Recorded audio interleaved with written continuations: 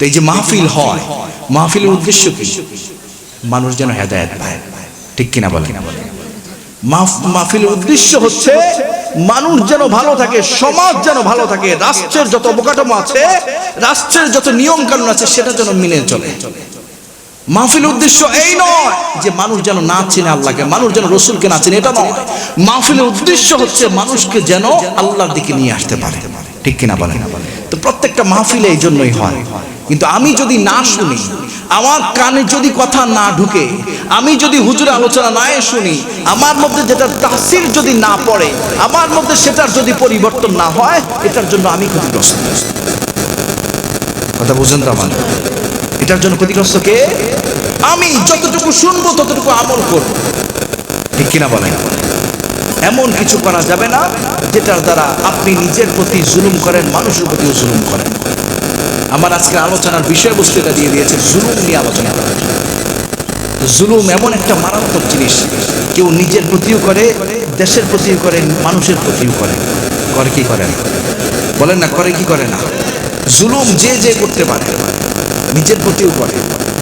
والذين إذا فعلوا فاحشة أو ظلموا أنفسهم ذكروا الله فاستغفروا لذنوبهم। আল্লাহ বলেন, কেউ যদি পাপ কাজ করে, অশ্লীল কাজ করে, তারপরে নিজের প্রতি যদি জুলুম করে, সে যদি আল্লাহর কাছে ক্ষমা চায়, আল্লাহ তাকে ক্ষমা করে দেয়। ওয়ামান ইয়াগফিরু যুনুবা ইল্লাল্লাহ, আল্লাহ ছাড়া জুলুম, অন্যায় ক্ষমা করার মতো কেউ নাই, কেউ নাই। কিন্তু তারপরেও জুলুম করা যাবে না। জুলুম করা যাবে? বলে না, জুলুম করা যাবে না, জুলুম করা যাবে না। এটা মাথায় ঢুকে নিতে হবে। জুলুম এমন একটা কাজ, এটা প্রত্যেকটা ফল তিতা। প্রত্যেকটা ফল কি? তিতা। এমন তিতা যে তিতা কেউ খাইতে পারে। ধরেন জাহান্নামে একটা তিনাতুল খবাল, একটা গাছের ফল খাওয়ানো, এমন ফল, এই ফলের একটা ফোঁটা যদি কেউ খায়, অথবা এই ফল এমন পুষ খাওয়ানো হবে, মানুষের শরীরে পচা পুষ খাওয়ানো হবে, এটার এক ফোঁটা যদি জমিনে পড়ে, পুরা জমিন বিষাক্ত হয়ে যাবে। নাউজুবিল্লাহ। আওয়াজ দিয়ে বলে নাউজুবিল্লাহ। এত বিষাক্ত ফল, এটা কি করানো হবে? বান্দাকে খাওয়ানো হবে। যারা জাহান্নামী তাদেরকে কি খাওয়ানো হবে?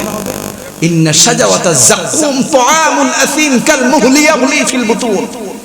এমন ভয়ঙ্কর খাবার, বিষাক্ত, আপনি খাইতে চাইবেন না, জাহান্নামী খাইতে চাইবে না। ফেরেশতারা বলবে খাইতে হবে। পানি চাইবেন, গরম পানি ঢেলে দিবে।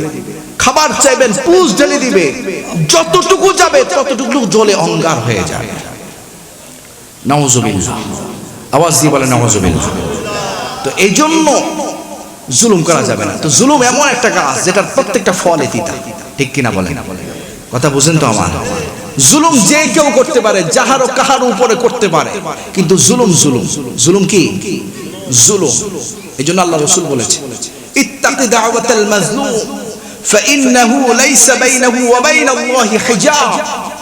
তোমরা জুলুম থেকে দূরে থাকো। যার উপর জুলুম করো সে হয়ে যায় মাজলুম। সে কি মাজলুম হয়ে যায়। মাজলুম হয়ে গেলে সে যদি আল্লাহর দরবারে হাত তুলে দেয়, আল্লাহ তার দোয়ার সাথে সাথে কবুল করে নেয়। কারণ তার আর রবের মাঝখানে কোনো পর্দা থাকে না। ধরেন আমি কার উপরে জুলুম করলাম, সে হয়ে গেল মাজলুম, আর আমি জুলুম করার কারণে কি হয়ে গেলাম? কথা বুঝুন তো আমার? আমি জুলুম করার কারণে কি হয়েছি? জালিম। আর যার উপর জুলুম করা হয়েছে তার নাম মাজলুম।